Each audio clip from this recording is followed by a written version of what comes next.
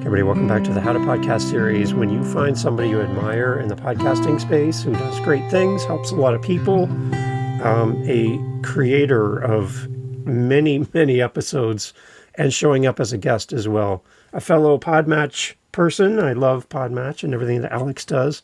You meet Junaid, and Junaid shows up, and when you see him on YouTube and video and everywhere, you're like, oh my gosh, like, look at this guy. Look at this setup he has. And I'm getting a little bit of setup envy by having him on my show. So as you watch this on video, I want you to look at my screen, and then I want you to look at Junaid's screen. And I want you to look back at my screen. Now look at Junaid's screen. Dave is the before, and Junaid is the after. And I really admire all that he does. So Junaid, welcome to the How to Podcast series. Glad to have you here. Dave, you're too kind. Thank you so much for bringing me on. I'm super excited and thrilled to be here because not too long ago, I was the before that you see here. So yes, we all go on this journey. I mention this every single time somebody says, you're so far ahead. I'm like, well, I started my podcasting. My first episode that you can still go and listen was recorded on my phone in my car, and I had no idea what the podcast was going to be called. So we all grow. So thank you so much. Yeah. So there's hope for all of us is what I'm getting from you, Junaid. There's hope for all of us. I like that. The other thing we have in common, we have a podcast that we both love to frequent. It's still on Clubhouse, which I'm like, I don't know how that happens, and it's still there. But the amazing Mark Ronick, he does an amazing podcast morning chat. I see you on stage. I'm sitting in the audience because I'm usually driving home from work in the moment. But you always give great value in those rooms. And Mark creates such a great community for us as podcasters to listen later or be there live. Yeah. And your connection with Mark and the community there on Clubhouse, how did you find the podcast morning chat, and what's kind of the history there for you? Well, Dave, thank you so much. Podcasting morning chat has been a really amazing community for sure. So just like we were all on Clubhouse many, many years ago, last year, my friend J.R. Spear, who's also in the audience a lot of the times, he's like, hey, there's this Empowered Podcasting event happening. This was from last year. And I'm like, oh, really? I'm going to go check it out. So I drove the 5 hours it took me to get to North Carolina. And I was like, hey, I'm here. And one of the reasons that I pushed myself to go was I discovered that Alex was going to be speaking there as well. So right. I had heard of Mark Ronick, not as much. And then I go there and somebody told me, hey, you got to go see Mark Ronick. He's doing an event. He's friends of mine. So we got to chatting. And ever since we've been connected, and other people that I also met at the event, we've been in connection ever since, so, over a year now. And then I discovered that Mark's still doing these podcasting morning chats on Clubhouse. I was like, there's a reason for me to go back to Clubhouse. So I started showing up more often.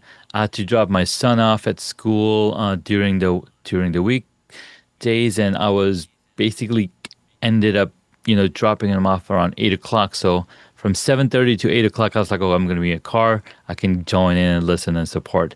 So that's how I, got back into the podcasting morning chat and getting to, be part of the community and give whatever I can. Mark is just a great servant of podcasters. Amen. He really does put us first in the community, and great topics. I love how he runs the room. For those who don't understand Clubhouse, there's like a stage, and you're invited up on the stage, and you're an active participant. And then there's people in the audience. We're kind of listening in from the audience, and we can jump in the chat and stuff. But he's always inviting us up.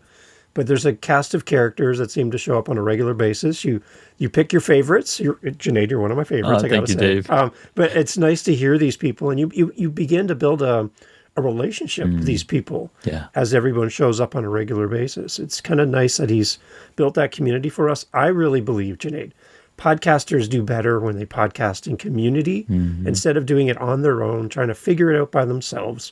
You watch 100 YouTube videos and you're like, I think I can do this. But having somebody in your room with you and somebody in your world just helps you to kind of elevate what you're trying to do and keep you committed to what you're trying to produce as well.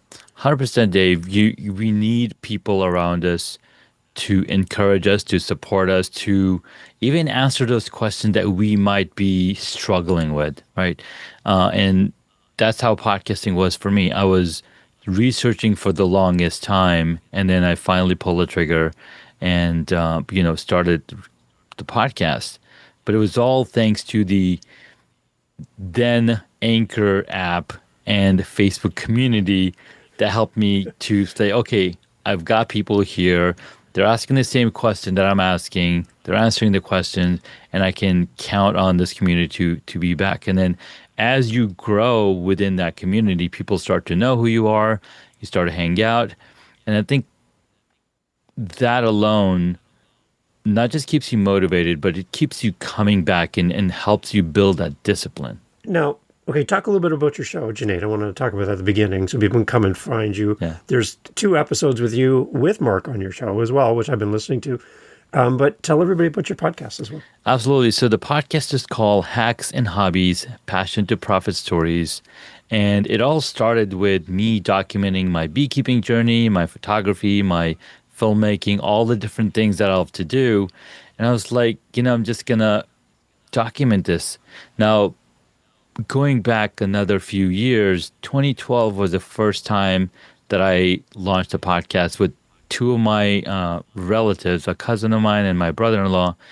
And I was like, we always were chatting in a group chat on Google Chat, and we'd be talking about technology. And I was like, dude, have you guys heard of this podcasting? We should try it out. So I went in, I learned all the things to do. Now, just so you know, my background is in website development. So I knew the tech and whatnot. So I put this WordPress site together, put an RSS feed. We managed to get 4 episodes recorded and published. And then it was too hard to continue because we didn't have the amazing tools that we have today, like Riverside, Zoom, and whatnot. We didn't have them.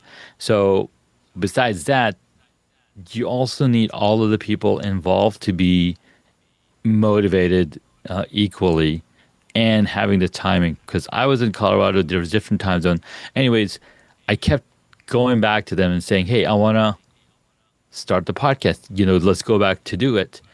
But again, timing, we all had kids. Finally, in 2018, I was like, I'm going to do this. I'm 42. That's the ultimate answer. And for those of you who've read the book, Hitchhiker's Guide to the Galaxy, that's the ultimate answer, right? Mm-hmm. And I'm listening to Gary Vaynerchuk's book, Crushing It. And he says, hey, just document your journey. You don't need to have a story. You just need to talk about what you're doing. And at that time, I had just finished my podcast, just finished my beekeeping class. So I was like, you know what? I can perfectly document my beekeeping class. The bees are just coming. They're not here yet. I'm going to talk about it. So the entire first season was all around beekeeping, the different hobbies.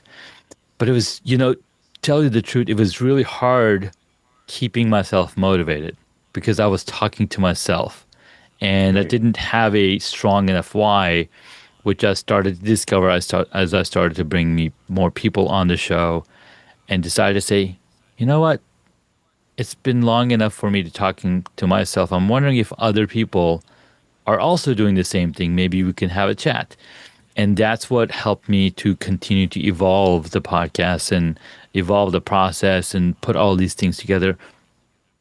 And so now on the podcast, I do 45-minute session, and I break it down into 2 episodes. The first one is all around how we got interest, how the guest built themselves up, what inspired them, all of the lovely origin story stuff.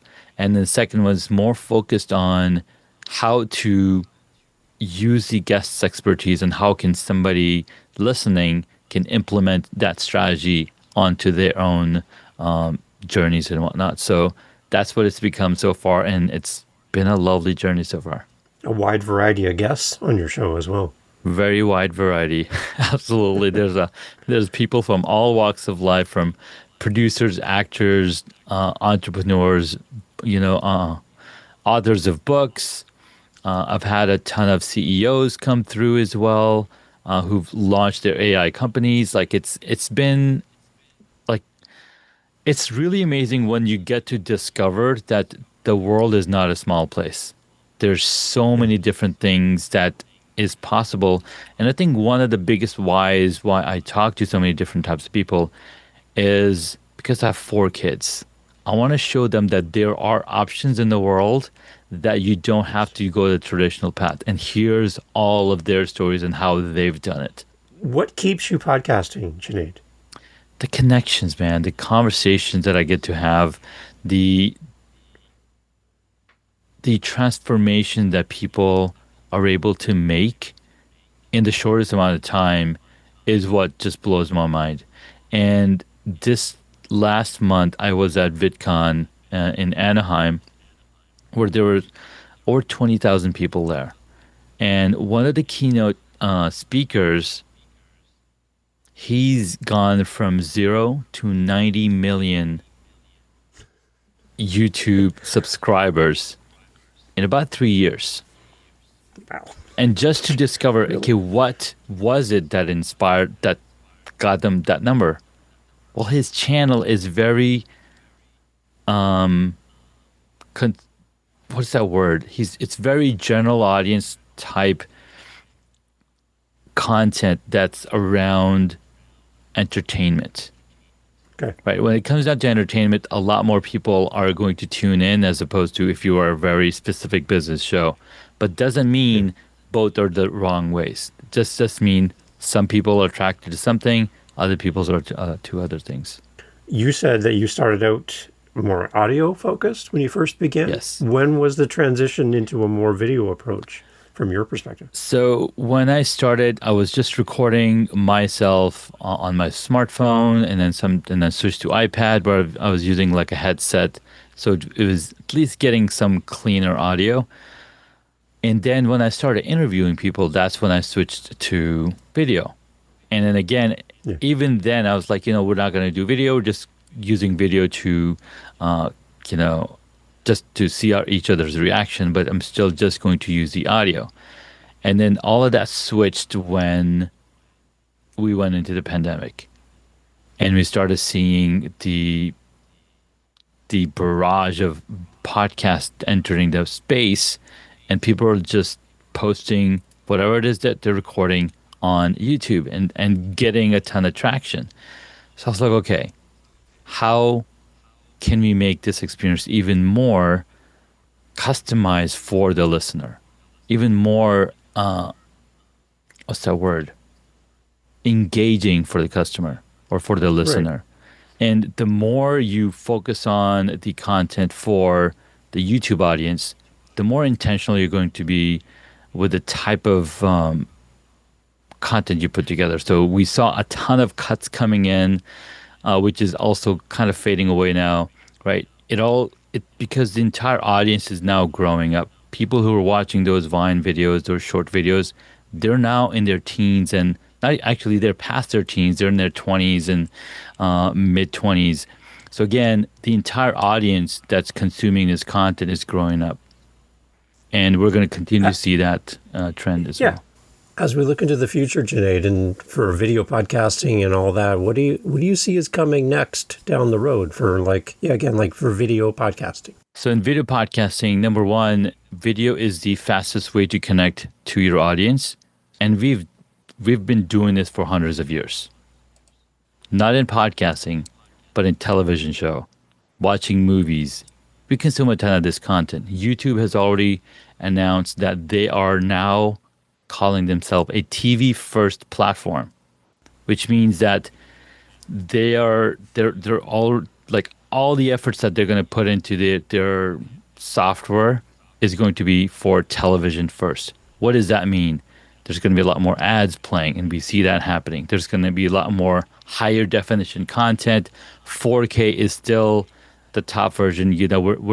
It's going to probably take some time for us to get to 8K, but regardless, what that means is a lot more people are tuning in to YouTube content. And based on their data, 1 billion hours is consumed every single day on television on YouTube. It's kind of mind blowing. It is. Now, okay, so Junaid, for the audio first podcaster who hasn't really contemplated the move into video, it can be a little intimidating. Agreed. Especially if you're not a video type person, right? Sure. Technology, nervousness about being on camera. Some people just really push back because they just don't know what they don't know. Can you kind of help us like bring down that stress level a little bit and just understand how we can do this in a good way? Absolutely, Dave. So here's the rub. We're going to have both platforms, audio and video, growing very strong. I don't know if you've seen this TV show. It's called Only Murders in the Building. Yeah. Right? Yeah. So that show is completely 100% audio only podcast. But it's a crime show, right? Crime investigation type show. But it's audio only. They spend a lot of time in creating that narrative that people keep coming back to listen. They don't need to watch that. They're listening because it all comes down to who's the audience that we're serving. If the audience that you're serving is good with audio and they're feeling like they're part of that community, I mean, what is Clubhouse doing? We show up there every single day, right? It's an audio-only platform. And we're going to go there because it's easy for us. It fits into our little budget, time capsule or wherever we are. So again, it all comes down to who's the audience, who's the consumer, is the message that I'm delivering require video? If it doesn't, then audio is the perfect platform for you to get out there. Because here's what's happening. With the audio, with you even starting the audio podcast, you're building your personal development, right? You're either building it or, extending it. So there's hope for both. Now, I agree that thinking about a video podcast is hard because there's so many variables, right? From camera to audio to lighting, the set design, like all of those things are a lot of different things to think about. So what do you start with? You start with the audio, get that audio locked and tight in, then you focus on the lighting, got the lighting tight in, and then you start focusing on what is the camera seeing. Maybe you can start with what is the camera seeing. Again, you can pick and choose which one you want to focus on. And you take along your listeners on the journey. Like, hey, we're going to be focused on this. And what that does is it invites them in, and also they're going to be rooting for you because you're looking to transform and make that change. And we love transformations. That's why we love going outdoors and seeing the colors and the colors of the fall change or the spring, because we love change. Yeah. So when we as human beings make that change in ourselves, the people around us celebrate that and, encourage us as well. Okay, this is a practical tip from you, Junaid. I've been on a guest on a podcast, and the host is like, I see the left-hand side of their body, and they're looking off camera they're not looking at the camera, at me as the guest, and all I see is their earphone and the side profile of their body, and they're looking somewhere else completely. Or kind of like they're this. Looking there, you see, I'm there, and I knew you'd do something like that, of course. Yeah. Or they're looking up, like they're only like 3 feet tall, and they're looking up to their computer. Yeah. Placement of your camera. Junaid, explain this to us a little bit so that it's a welcoming experience. Centering yourself on camera, all this stuff, we wouldn't know this, and we've never done this kind of stuff before. What kind of things would you give us as kind of like basic advice about positioning yourself on camera so that you get a good result? So we are basically mirroring what we see on television. So if you watch any sports or any news, how is the anchor, how is the host of that show showing up on camera? we're essentially mirroring the look that they're sharing. Now, in Hollywood, they have different camera angles and they have different names for them. You have the close up, you have the medium shot, you have the cowboy shot, right? So all of these different shots are designed for specific scenes when you're shooting. But what we're doing is we're talking to the others. We're literally breaking the fourth wall. In the movie Ferris Bueller's Day Off, he's talking to the fourth wall, right? So Yeah, we're I love essentially that. doing exactly that. So how are we going to make that connection? Well, we got to look at the camera. We got to make sure that the camera is eye level or maybe a little bit lower, depending on what you're trying to relate to. Now, a lot of people love taking selfies looking Yeah. down because they want to be seen as they're a child, right? Yeah. Because if you Right. think about it, a lot of the photos of our kids are from top down. So they're trying to mimic that. Yeah. They haven't grown up. But when you're grown up, you're sitting, if you and I were to sit at a coffee shop, coffee table, we're eye to eye looking straight to each other. So that's what we're trying to mimic that, hey, we are equals. We're here having a conversation as equals. So then you want to place that camera at eye level as well. And centered in your shot. Yes. Because I've had people come on my show, And Junaid, they're and they like, are so far to one side. When I go to put them into editing things and do video clips yeah, and stuff, it is such a pain to yes, try to move them back to the center of yes, the video, yes, right? So another thing, just be yes. like top down, top middle, and also in the middle. Exactly. So what I recommend, and I'll tell every single of my guests when we come on, I'm like, hey, let's make sure that we're both centered, we're about the same height, and we have the same amount of headroom, shoulder room, so that we look equals and we're sitting in the same coffee shop. So Very before we practical. before we start recording, we're like, hey, let's line up our shots so we're equal, and then it's going to be good for the post production. It's going to be good for because we're creating evergreen content. It's going to be great for you to share. You're going to love sharing your stuff, and boom. Now, on your website, Junaid, will have a link, as we do in podcasting world, for all of your stuff for you and what you do to help podcasters. You do have a kind of a 5-step process that you kind of walk us through, and we can sign up through your website on that. But I'm going to put myself humbly in your hands here because Junaid, as I said at the beginning, I am the before and you are the after. As I look at myself on my screen and I'm comparing myself mentally as you're talking, I know I could do so much better. This is baby steps Dave talking Yes. here. Can you explain a little bit about why your picture looks so much better than mine?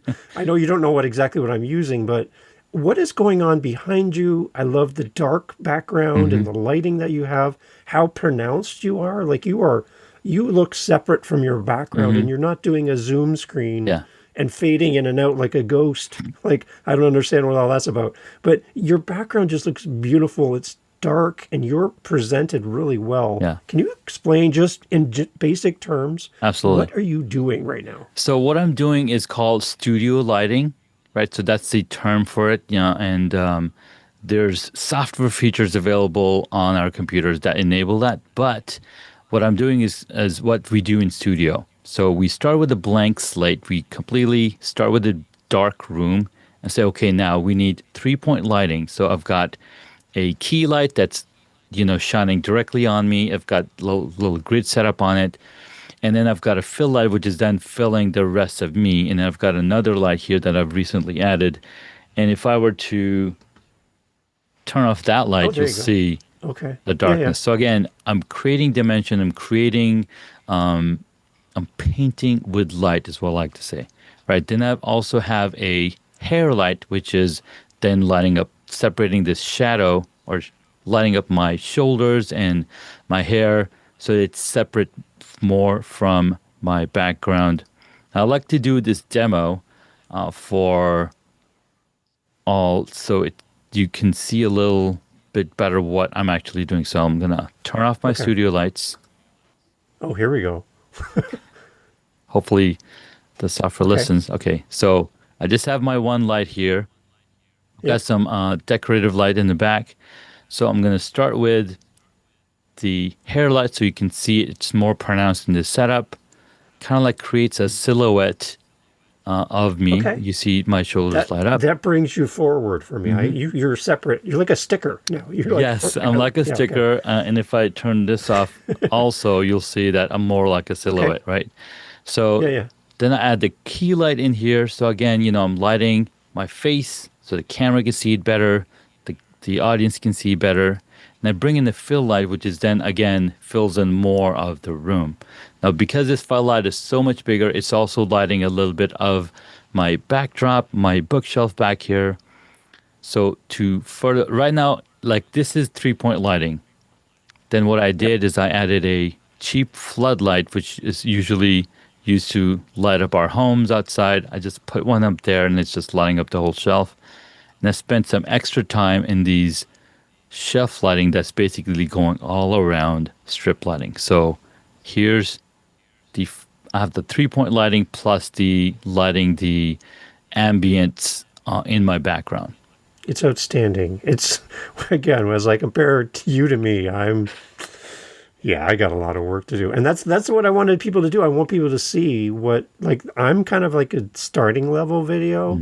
And Junaid, when you work with somebody like Junaid, they're going to help you to get a better look and feel for what you're doing. So if you're going to be in video focused for your podcast and your content creation, don't just watch a couple videos on YouTube and go, I got this, because you're not going to get the same result that you're going to get by working with somebody like Junaid and his team, because this is what you can expect is you're going to get this kind of advice and guidance to lead you into a better setup. So I admire how you show up on all the interviews I see you. Appreciate it, Dave. Junaid, you're consistent. I see you consistent all the way through. And that's a part of your brand as well, right? Yes, being consistent. And it might seem like you're not doing this daily, right? Which is totally fine. But every time you do show up, you want to show up in the same manner that you are. So it's a constant growth thing, right? 1% better every single day. Right. And yeah, man, that's how there's something that we do as Muslims where we pray 5 times a day, and every single time you're praying, you're just getting that much closer to God. So this is the accumulation of hundreds of hours of work, and continuing to just chip it away one thing, one element at a time. Yeah. So again, if you're a first time video podcaster and you're like, I just want to jump the line to where Junaid is and skip all the hard work to get there. There's a journey behind the scenes to where Junaid is today, and you're still continuing to grow and kind of continue to improve all the time. So yeah, that makes a lot of sense. I wanted people to see the difference. Thank you. That's it. So for me, I got a couple lights that are shining up at the ceiling. They're big. They look humongous. They look way too big for my space. I have a bookshelf behind me. I have, I'm in my basement, so I have my ceiling tiles that look really annoying to me. I'm not really a fan of that. I have a fireplace, which is a real fireplace beside me in the winter. That's kind of nice to get a glow. Yeah. That's real. That's awesome. And it's really hot. But yeah, so that's kind of my setup. But for me, the one thing I didn't want to do, Junaid, is I didn't want to wait to have a perfect setup. I Just like for a podcaster who's doing audio, to wait for the perfect episode to start. You got to start and build in public. That's one of the things I'm really big fan of, Junaid. Building in public and letting people see your journey. Yes. Because if I wait to have your setup, I'm not podcasting. Yeah. Because I don't know, without your help, I don't know how to do what you do. And that might make me stop. I'm like, if I have to be like Junaid, then I can't do it. I'm not going to podcast. No, but what if, right? What if you have a story that could help somebody and change somebody's life by delaying you starting a video podcast because you don't have the exact same setup that Junaid has? I don't. Yeah. But it doesn't keep me from starting, right? 100%. We're all starting at zero, and it's not fair to compare, right? You can't compare a 2-year-old to a 6-month-old. Like, oh my God, look at my 2-year-old. She can dance. Well, mine's just 6 months. So that's what people actually end up doing. They're comparing their smaller journey to somebody who's been doing that forever. And I find myself doing that too, right? I see Pat Flynn doing these talks on stage, and he's about the same age as I am, maybe a year younger even. And I was like, oh my God, he's done 360 stage talks. How can I beat that? I can't, right? He's been doing it for a lot longer. So I'm gonna be grace, give myself some grace and give myself the time and say, you know what? I got to do one at a time. Work the tools, learn from the best. The book that Pat himself read and he was recommended was Stand and Deliver by Dale Carnegie Training. And he's like, this is the book that I read when his friend invited him to speak at FinCon many, many years ago. It's like, okay, who's going to give me the information that I can implement right away? And he talks about this in his book, Lean Learning, as well. Oh, Junaid, you got me with this one. I've been talking about this book so much. Yeah. What I love about Lean Learning, just as you got me in this moment, I've been telling everybody about this book, by the way. Pat is just, the audiobook is amazing as well. Is what I love about it is the just-in-time learning. Oh my God, yes. So instead of amassing every piece of information about something before you start, just learn what you need. So if you think about a store, like a grocery store, where they sell food that's perishable. So you have your milk, your eggs, your bread, produce, right? They only bring in what they can sell. That's right. Because it will expire if you don't use it, if you don't sell it. And there's another truck coming with another load. So they don't stockpile 5 years of stuff. They only get what they need when they're going to need it. Exactly. And what I'm finding in podcasting, Junaid, and I love your thoughts on this, are people who collect information. They've got 45 gurus. They've got books upon books about podcasting. They've got all this knowledge, but without the action part, where they're actually putting it into process. You don't need to know what could happen 5 years from now. No. You need to know what you need now to start. Exactly. Right? So your thoughts on that, like with just-in-time learning and Pat's book, for example, how would you kind of adapt that to podcasting? Well, podcasting for a lot of people starts as a hobby, right? So if you're starting podcasting as a hobby, you're going to jump right in. You're going to start producing.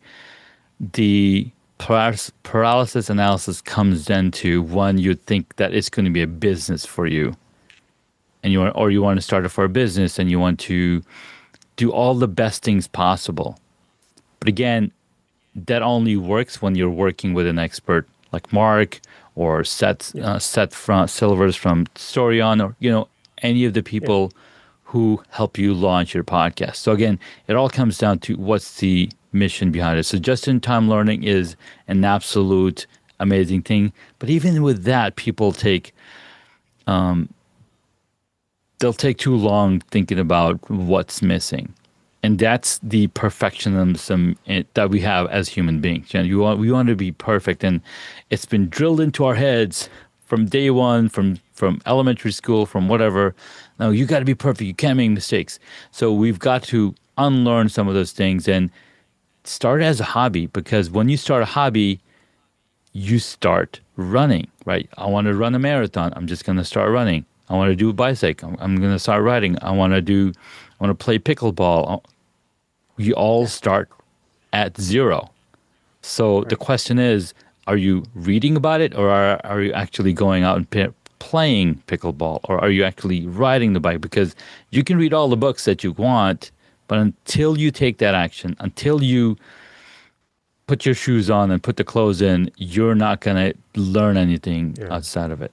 Junaid, I could have you all day, but I know you have other things to do. The one thing I do want to talk about, and I'm just going to do like a quick hit with you, because talking about your 5-day challenge, you focus on 5 main things. Can you just quickly touch on these? Because I want people to come and see you 100%. About this and to work with you. So the first one in your 5-day challenge is your room analysis. What do you cover in the room analysis, just high level for us? Yes. So the room analysis helped you figure out, okay, what's in your room, where are the windows and the doors, and how are you going to avoid getting those things in your shot? Because you want to avoid bright lights coming into the camera. We don't like looking at the window when the sun is blaring, and the camera doesn't either. So that's what analyzing the room is, figuring out feng shui. Hey, are you facing away from the door? Are you facing where the door, you can quickly look at the door area or whatnot. So looking at all of those elements is analyzing your room, where the space in, like you've got this beautiful fireplace, but does it need to be in the shot? If it does, then maybe you position it so you see a lot more of it or a lot less of it. So think about all of those different elements.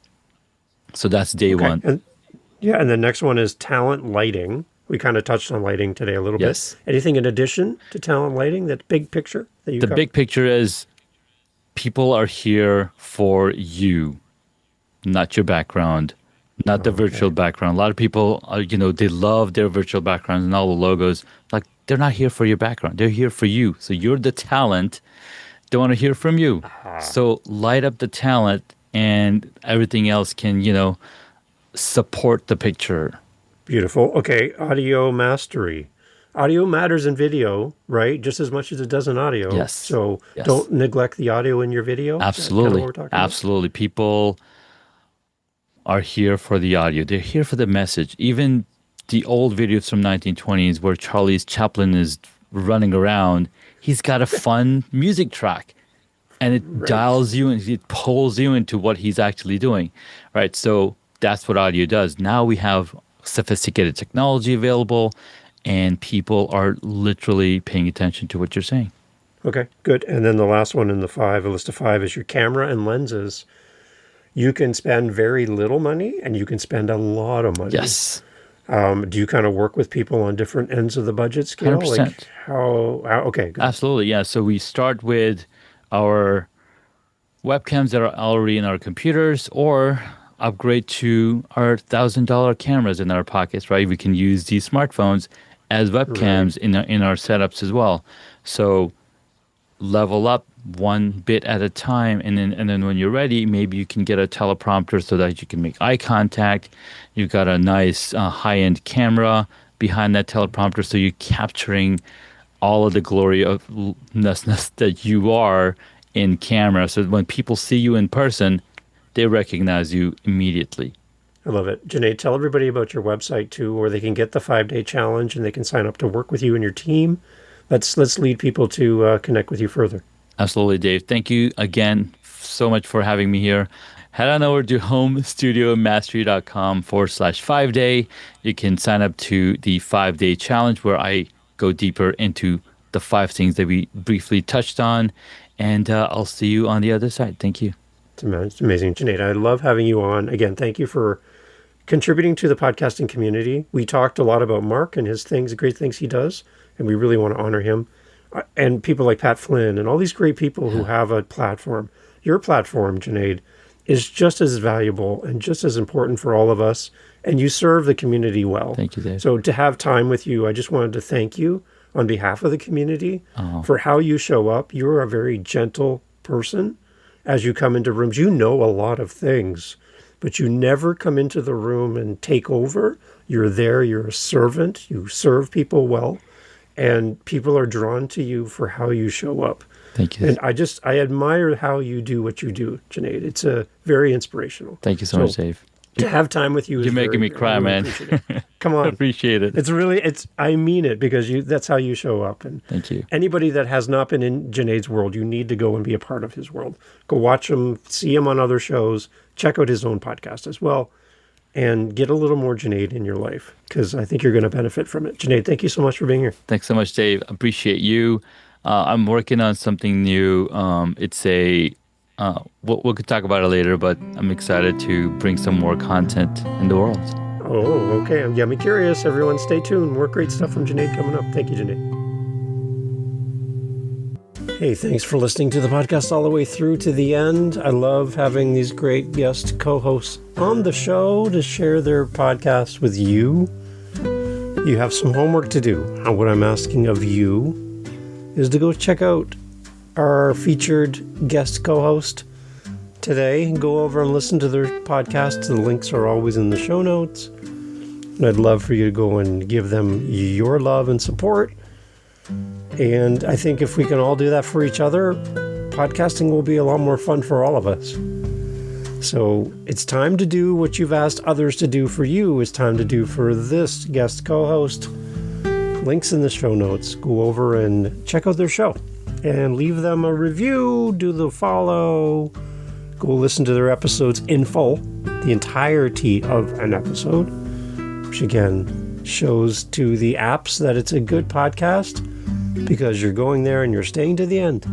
It's probably one of the best ways you can help a podcaster grow their audience and be shown to more people is by simply going and listening wherever you listen to the very end, like you're doing right now here. This is the perfect way to signal to wherever you're listening on, this is a podcast worth promoting.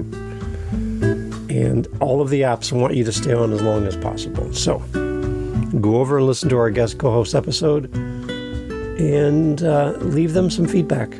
If they have a buy me a coffee, send them a coffee. If they have a speak pipe, send them a voice message. If they have an email, send them an email.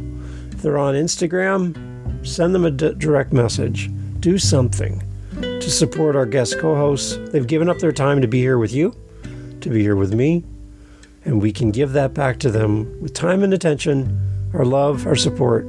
Thank you for doing all that for me as well. Here on the How to Podcast series, we'll talk to you soon for our next episode.